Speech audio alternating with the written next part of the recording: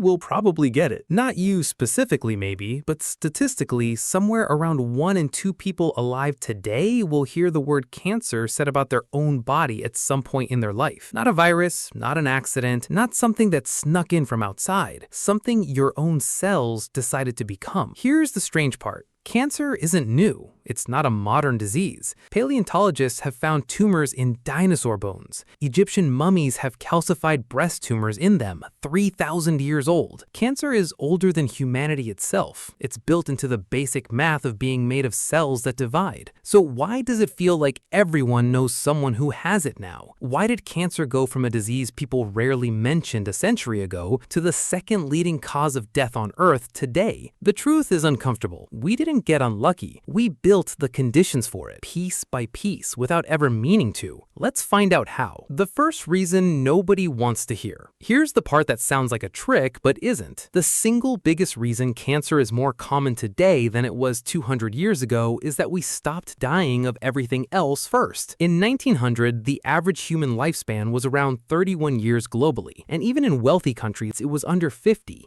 People didn't dodge cancer back then.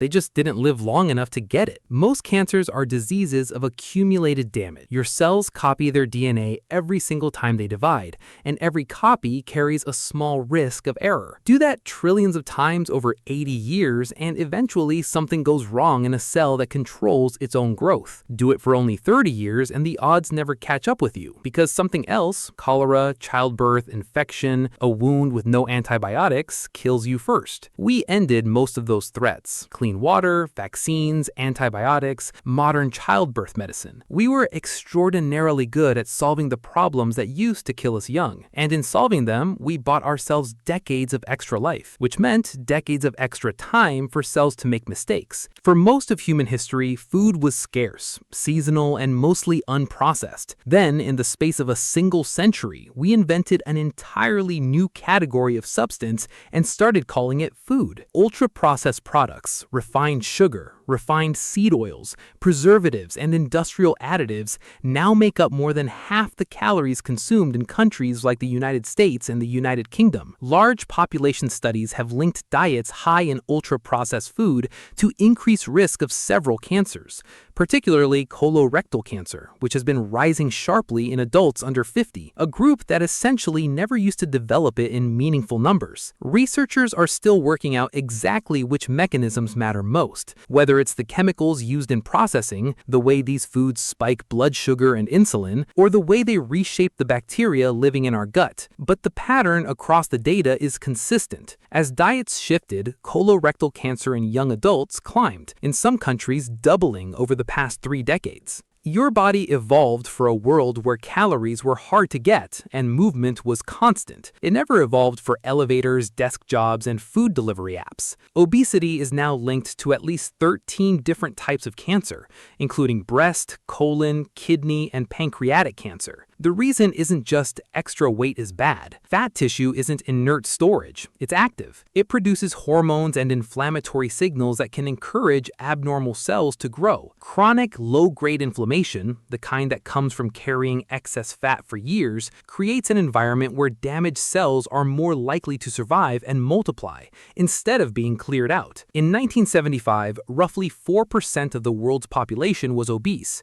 Today, it's over 13% and rising fastest in countries that industrialized most recently. We built a food system optimized for taste and shelf life instead of health, built cities that require almost no physical movement to survive in, and then acted surprised when a disease linked to stored fat and chronic inflammation became more common. Tobacco is the clearest villain in this whole story, and unlike most of these causes, we've actually known it for decades. Mass-produced cigarettes only became widespread in the early 1900s.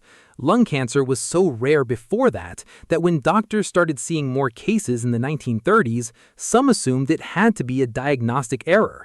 By the 1950s, lung cancer deaths had increased by over 4,000% in just a few decades. It remains the single largest preventable cause of cancer death on the planet, responsible for roughly 20% of all cancer deaths worldwide. Alcohol tells a quieter version of the same story. It's classified as a Group 1 carcinogen, the same category as tobacco and asbestos, and it's linked to cancers of the mouth, throat, esophagus, liver, and breast, even at levels most people would consider moderate. Unlike cigarettes, alcohol was never surrounded by decades of public warning campaigns. It sits in advertisements, in celebrations, in the background of ordinary life, and most people have never been told there's no fully safe amount when it comes to cancer risk. Then there's everything we didn't even choose directly. Industrialization filled the air, water, and soil with substances human bodies never evolved to process. Certain industrial chemicals, air pollution particulates, and occupational exposures in manufacturing and mining have all been directly linked to elevated cancer rates in the populations exposed to them. Even something as ordinary as changing our relationship with the sun mattered. As leisure time and beach culture spread through the 20th century and tanning became fashionable, skin cancer rates climbed alongside it. Melanoma rates in several countries have risen for decades in a pattern that tracks almost perfectly with the growth of recreational sun exposure and tanning bed use. None of these were malicious decisions. Nobody sat in a boardroom trying to cause cancer, but factories were built for profit before they were built for safety. Tanning was sold as beauty before anyone asked what a diet built entirely from it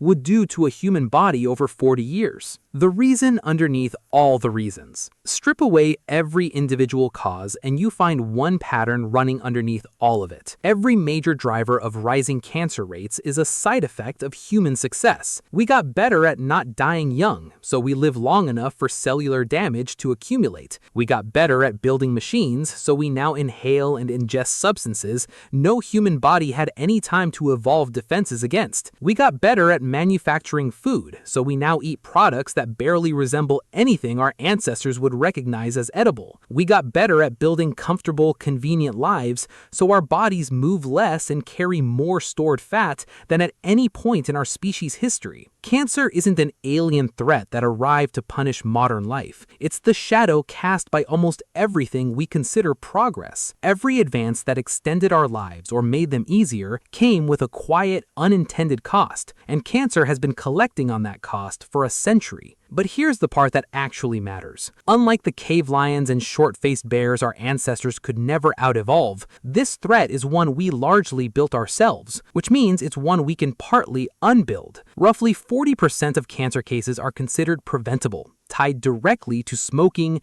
alcohol, obesity, diet, and environmental exposure.